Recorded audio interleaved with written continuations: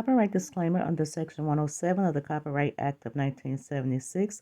Allowance is made for fair use for purposes such as criticism, comment, news reporting, teaching, scholarship, education, and research. Fair use is a use permitted by copyright statute that might otherwise be infringing. So we're going to take a deep dive and look at what's been going on with Sean Puffy Combs over the years. Over the years, we've been hearing all kind of allegations against him, and he's always seemed to come out unscathed. Starting back from when he was dating J-Lo. When he was dating J-Lo, it was a shooting that happened in the club. The rapper Sean went down for it and lost his career behind it and lost his freedom behind it. Even going back as far as Tupac and Biggie, his name came up in both of those murders. So we're going to take a deep dive and show how his name has always come up when something around him happened, but he never seemed to be scathed. It never stopped his success, and people just blew it off like people just talking. But all these people do not just talk, and there's no little ounce of truth in it. And we're going to take a look. We'll start with the Tupac murder. Word was always that Diddy had his hands in it. Some people even said when it happened that Diddy hired a hitman. Here, years later, after Keefe D wrote his book, he indicated that he was the hitman that was hired and that Puffy paid him $1 million to kill Tupac. Many of you may not believe it, or y'all brushed it off, but Keefe D eventually got arrested for Tupac's murder, and word was that he talked to the FBI Diddy's under investigation because he implicated Diddy. Next was Kim Porter. It was always alleged over the years on their on-again, off-again relationship that he was being abusive to her and that he beat her. Celebrity insiders all used to say behind closed doors that Diddy did not treat her right and that he was very abusive to her. Later on, an article came out, maybe 2018, and the article reads, The Diddy Bop. Kim Porter had an off-and-on relationship with Sean Combs for a decade. Kim Porter was in an abusive relationship with Sean Combs that involved physical abuse. One incident took place during a yacht party where he slammed Kim Porter's face on the bar table. Kim Porter's stylist was allegedly on the run as a tell-all book was being written to expose the volatile relationship between the two. The book will include private conversations Kim Porter had with her stylist. The stylist was present multiple times for the abuse she witnessed. P. Diddy took Kim to Central Pay to confront her for sleeping with Shakur Stewart. It was also said that P. Diddy purchased a 24-karat gold casket a month before Kim's death. Kim also had information that P. Diddy slept with Clive Davis on multiple occasions. It was also stated by Kim that Usher's mother confronted P. Diddy about sleeping with Usher when he was only 14 years old. There's actually a clip of the two at a party being hosted by Kevin Hart when P. Diddy slipped and mentioned how he and Usher used to be in the bed together.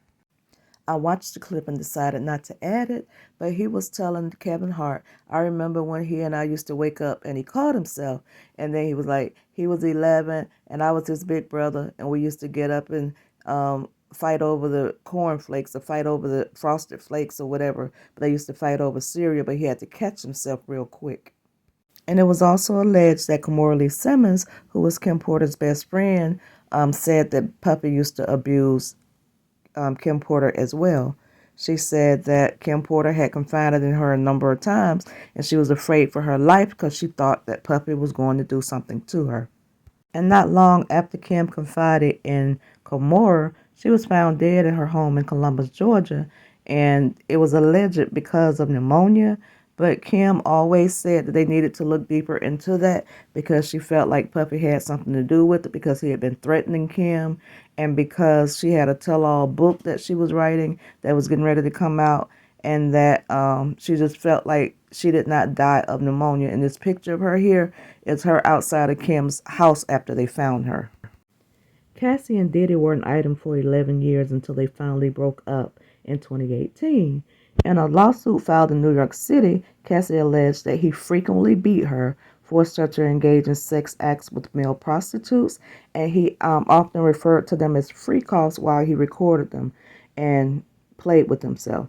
She also said that when she tried to break up with him in 2018, he forced his way into her home and had his way with her.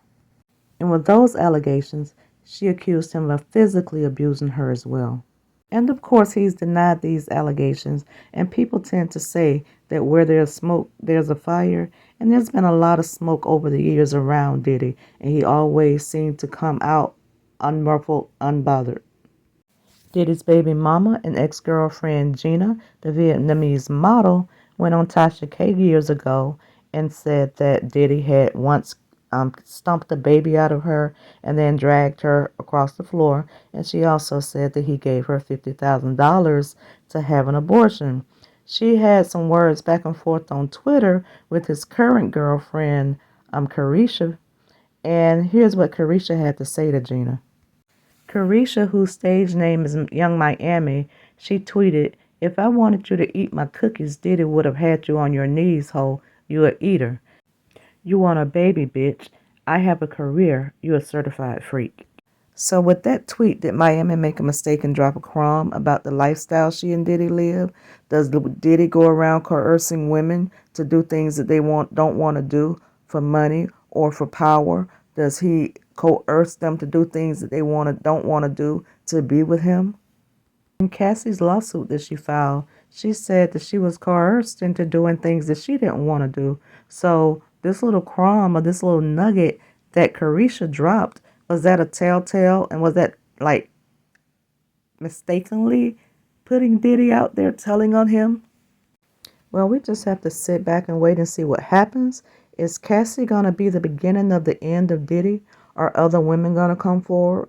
We just have to sit back and watch. Well, that's all I have, guys. Tell me what you think. Drop a comment in the comment section. And thank you for watching my video. And don't forget to like, comment, and subscribe.